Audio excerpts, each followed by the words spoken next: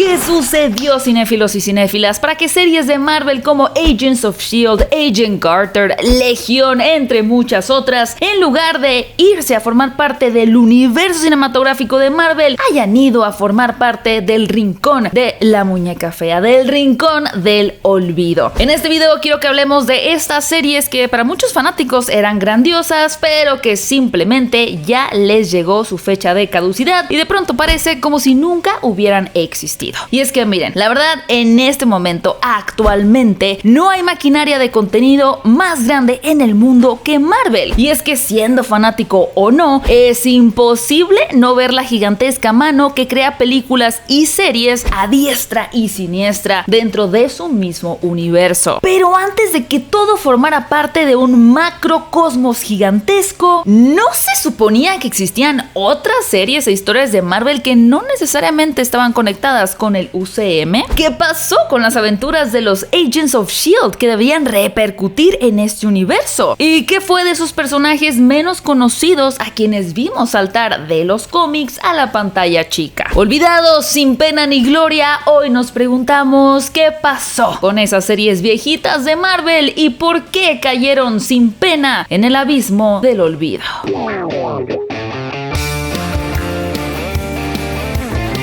Hey, cinéfilos y cinéfilas, bienvenidos a Fuera de Foco. Yo soy Gaby Mesa Concete. Muchas gracias por acompañarme en este video. Para todos aquellos que en algún rincón de su corazón aún laten estas historias que en algún momento ustedes amaron y realmente atesoraron, pero pues que simplemente Marvel ya un poco hace como que nunca los conoció. Así como te la aplica tu ex, bueno, esa misma relación está aplicando Marvel con estos productos que en algún momento fueron grandes promesas. Por favor, después de ver este video, me encantaría conocer tu opinión al respecto, así que cualquier idea, comentario, sugerencia alrededor de este tema que tengas, no dejes de compartirlo aquí abajo en los comentarios, que como siempre los estaré leyendo. Y cuéntame, ¿cuál de estas series que voy a mencionar era tu favorita? Muy bien. Desde Agents of S.H.I.E.L.D., pasando por las series originales de Netflix y hasta la rama de series basadas en personajes de X-Men creados por FX, han sido varias las series de Marvel que llegaron a la pantalla chica mucho antes que siquiera Disney Plus figurara dentro de los planes de esta compañía.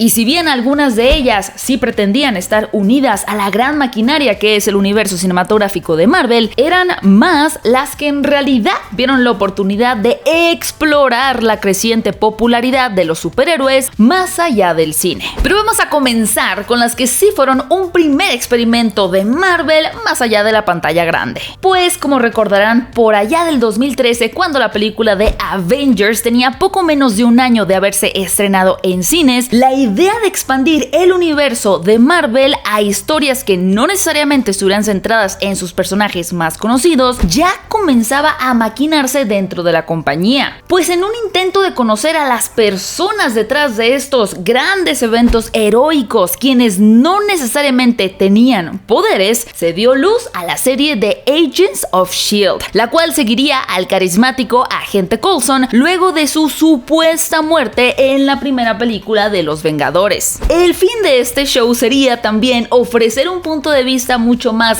diplomático y con un sentido gubernamental a todo el caos generado por los superhéroes y los alienígenas, arrastrándonos a este departamento de inteligencia cuya principal misión era el poder contener a las amenazas y proteger a la humanidad. Para hacerlo, seguiríamos entonces al grupo de agentes de Coulson, quienes además de luchar contra cada problema, tenían por misión resolver algunos grandes misterios, tales como ¿cómo es que Coulson había revivido después de que Loki lo asesinara? ¿O de dónde provenía realmente su nueva recluta conocida como Sky? Hasta aquí todo parece funcionar bastante normal. Tenemos una historia con personajes no tan conocidos, pero cuya trama debería ser un factor relevante para grandes sucesos dentro del cine que involucrarán a S.H.I.E.L.D., tal como la infiltración de Hydra en el sistema, situación que vimos, por ejemplo, en la película de Winter Soldier. Entonces, aquí la pregunta es, si esta situación funcionaba como un apéndice, ¿por qué fue descartada de formar parte del canon del universo cinematográfico de Marvel? En sí,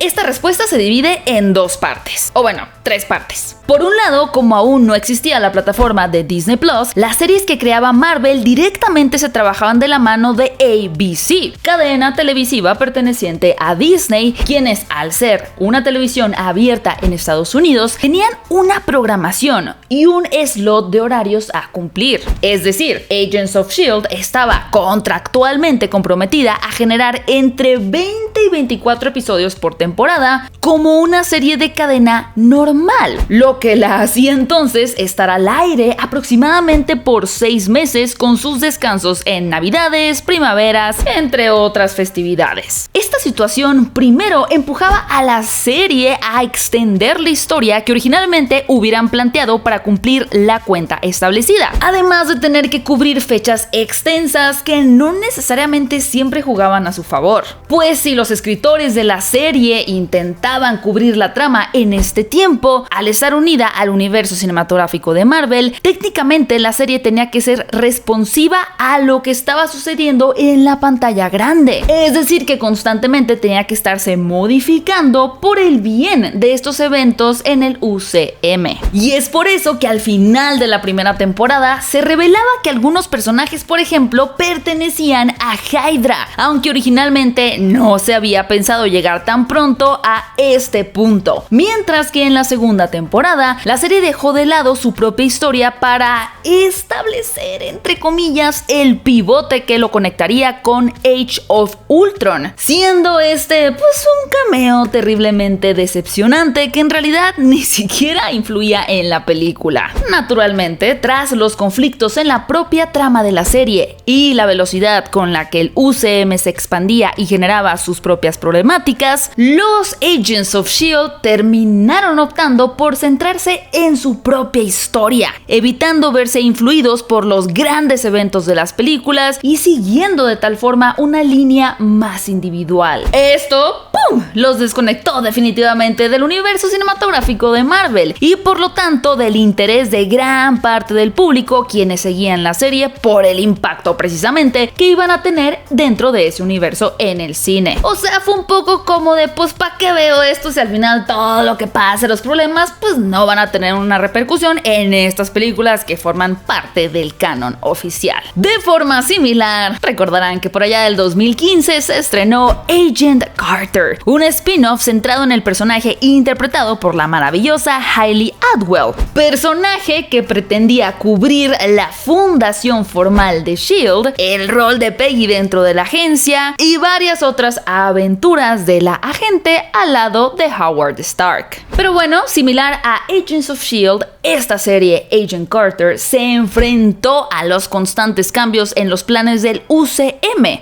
quienes no estaban tan seguros todavía de cómo cerrar oficialmente la historia de Peggy y cómo esta tendría un impacto más adelante en las películas. Y es que, en efecto, como podemos ver en la película de Avengers Endgame, el hecho de que Steve Rogers decida volver en el tiempo para vivir una vida al lado de Peggy deshace y manda a la goma varios de los arcos pasados por el personaje en sus 2 temporadas, especialmente su potencial romance con el agente Sousa. Así entonces, tanto Carter como Agents of S.H.I.E.L.D. presentaron a varios personajes que el UCM terminó repitiendo más adelante, tales como Mockingbird, que en S.H.I.E.L.D. es interpretada por Adrianne Palicki, pero que en el UCM canónicamente, entre comillas, es la identidad de Laura Barton, de acuerdo esto a un easter egg en el episodio final de la serie de Hawkeye. Asimismo, el Darkhold, este famosísimo libro de los condenados que vimos en la serie de WandaVision, en realidad ya había sido presentado 2 veces antes, una en S.H.I.E.L.D. y la otra en la serie The Runaways. Pero más allá de no pertenecer oficialmente al canon, ¿por qué las series siguientes de Marvel no son ya tan reconocidas al día de hoy? Pues bueno, este es el punto del video donde uno tomo agua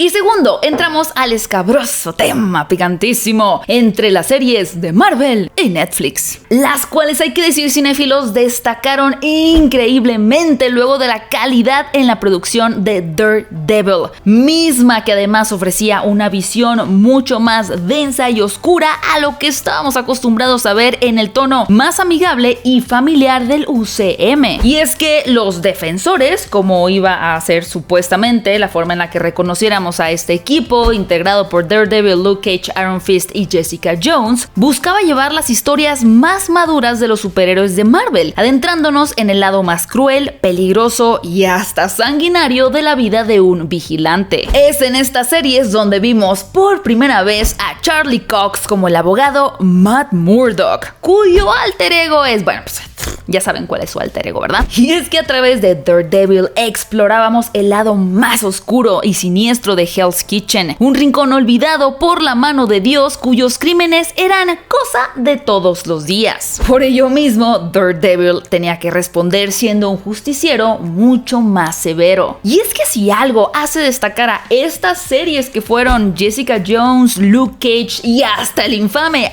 Iron Fist, es que por primera vez en una serie de Marvel, los problemas se sentían mucho más aterrizados. Es decir, aquí no entraban situaciones como la de que Hydra se hubiera infiltrado en el sistema o que un dios apareciera para decir que quería conquistar ese planeta, esa tierra, sino antagonistas que tenían un impacto mucho más directo y personal con los mismos héroes y con las personas que estaban alrededor de ellos. A ver, esta es una suposición arriesgada y ustedes me dicen qué piensan en los comentarios, pero puede ser precisamente por esta situación que el gran crossover de los Defenders no funcionara tan bien, pues estos vigilantes de barrios o justicieros de ciudades pasaron de funcionar en sus propios microsistemas a integrarse a uno más grande que en general pues no terminó por cumplir con las expectativas de los fanáticos. Y para sumarle más, después de esto llegó el ajetreado conflicto de que si Disney iba a comprar a Fox o que si Marvel quería recuperar los derechos de los defensores, etcétera, etcétera, etcétera. Por lo cual este bello pero fugaz mini universo de Netflix con Marvel llegó a su fin. Claro que el regreso de Charlie Cox con el personaje de Daredevil en la serie de She-Hulk y próximamente su propia serie en Disney Plus emocionan mucho a los fanáticos del personaje. Sin embargo,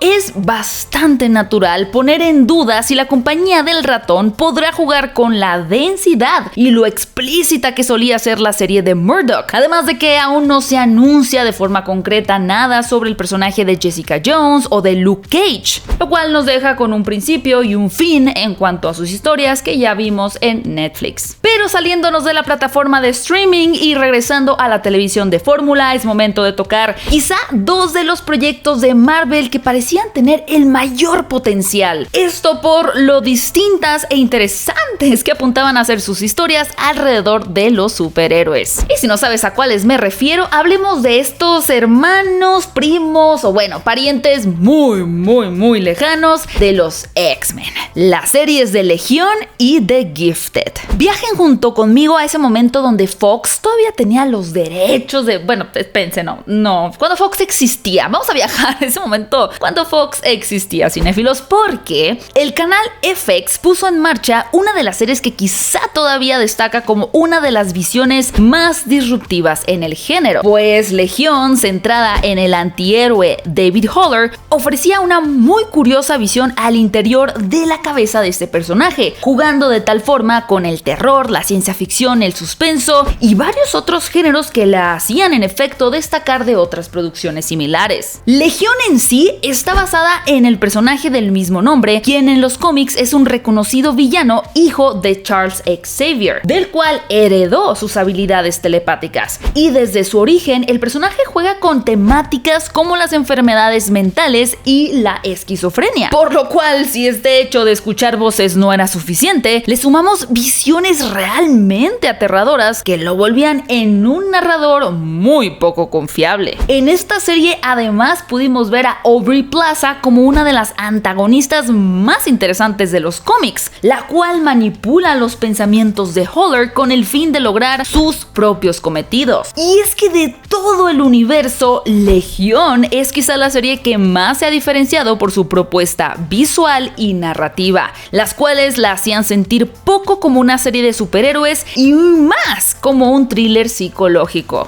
El éxito de la serie, la cual en su momento recibió muy buenas críticas, dio pie a un segundo proyecto basado en una línea paralela a las historias de los X-Men, conocido como Gifted, una historia basada lejanamente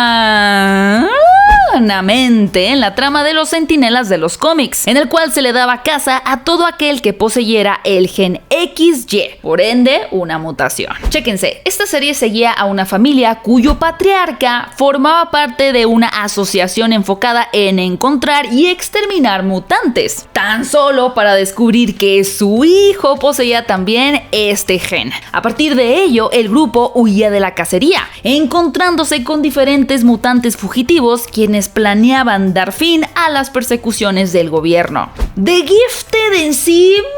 no fue tan bien recibida, pues seguía una estructura mucho más común y no terminaba por ser tan atractiva. Si bien para los fanáticos de la franquicia de los X-Men suponía el debut de personajes icónicos como Polaris, pues esta serie no terminó de vivir más allá de solo 2 temporadas. Aún así, tenemos que darle a ambas series que mencioné el crédito por mantenerse lejos de la gran nube que comenzaba ya a formar el universo cinematográfico de Marvel, logrando contar historias que no tuvieran que ver con este universo gigantesco del cual dependiera tanto su existencia como sus espectadores. Ahora, hablando de espectadores, si algo hay que reconocerle a estas series es que tenían quizá las propuestas más variadas en tonos para complacer a personas de todas las edades y gustos, diferenciándose de tal forma unas de otras y volviéndose únicas para diferentes consumidores. Así justo fue como en algún momento Marvel también quiso hacer su incursión en un género mucho más teen, mucho más para adolescentes, presentando a sus jóvenes héroes conocidos como Runaways y a los poco escuchados Cloak and Dagger. Ambas historias de un nicho mucho más pequeño en los cómics saltaron a la televisión a través de Hulu, conservando un formato muy tradicional de televisión episódica y arriesgándose a jugar con personajes que muy pocas personas conocían realmente. Por su lado, la serie de Runaways seguía a un grupo de chicos hijos de familias privilegiadas de Los Ángeles, quienes después de descubrir que sus padres formaban parte de una secta que sacrificaba chicos fugitivos de sus hogares, huían de sus casas para descubrir la verdad y detener lo que sea que sus familiares trajeran entre manos. Al estar tan lejos de un ambiente familiar de superhéroes, Runaways funcionaba de manera excelente como una historia independiente, donde quizá el mundo entero no estaba en riesgo, pero sí las vidas de estos chicos, cosa que hacía que el público se involucrara y quisiera saber más de ellos. De forma similar, la serie de Cloak and Dagger traía a la mesa a los personajes de Tandy y Tyrone, quienes en la ciudad de Nueva Orleans utilizaban sus habilidades tanto para combatir villanos como para enfrentar problemas más aterrizados a la ciudad. Por ejemplo, crímenes, tratas de personas y racismo eran algunos de los temas que la serie abordaba de manera frontal, alejándose del mundo idealizado de los superhéroes. Sin embargo, los ratings y la reacción de la audiencia a ambos shows fueron muy bajos, y esto provocó que su calidad también fuera disminuyendo rápidamente, especialmente al verse opacadas por grandes proyectos cinematográficos del UCM, lo cual, sí podrán imaginar, llevó a la cancelación de ambas historias. Y verán, quizá lo más importante a resaltar y rescatar en este punto del video es que independiente de si eran un éxito o un fracaso, las series de Marvel olvidadas eran muy distintas entre sí. Había por un lado historias oscuras y crudas en Netflix, series más teens para adolescentes en Hulu y thrillers psicológicos y de acción en FX, por lo que hay que admitir que quizá el universo de los superhéroes en cuanto a series quizá nunca había sido tan variado. Quién sabe si algún día volverá a hacerlo, por lo menos en lo que respecta a Marvel, porque DC con sus series y en conjunto con HBO Max también está trayendo algunas algunas propuestas interesantes. Pero bueno, si somos honestos, Marvel dejó pasar una gran oportunidad con varias de estas series, especialmente al momento de dejarlas de lado en el olvido y no rescatarlas con la intención de construir nuevas para su plataforma de Disney Plus, las cuales, por más distintas que sean, pues debemos de admitir que pertenecen a este gran sistema y responden a los eventos sucedidos en este. Y como comenté en otro video anterior donde me dedico a explicar un poquito si es que Marvel ha bajado la calidad por ofrecernos más cantidad, pues a pesar de que estamos viendo la introducción de personajes muy interesantes, de pronto el escenario en el que se desarrollan o el trato que se le da a los guiones no es necesariamente el mejor. Las historias independientes de Marvel, por su lado, podían experimentar con enemigos, fuerzas, poderes e historias, pues que no necesariamente tuvieran que funcionar en el mismo engranaje, contribuyendo a la diversificación de contenido que yo creo que muchos de ustedes al día de hoy extrañan más que nunca. Al final del día, lo que estas series nos dejaron son lo limitadas y disfrutables que eran sus historias sin depender de una conexión gigante con otras, lo cual quizá las haya terminado de convertir en productos muy maratoneables en cuanto a la televisión de superhéroes refiere,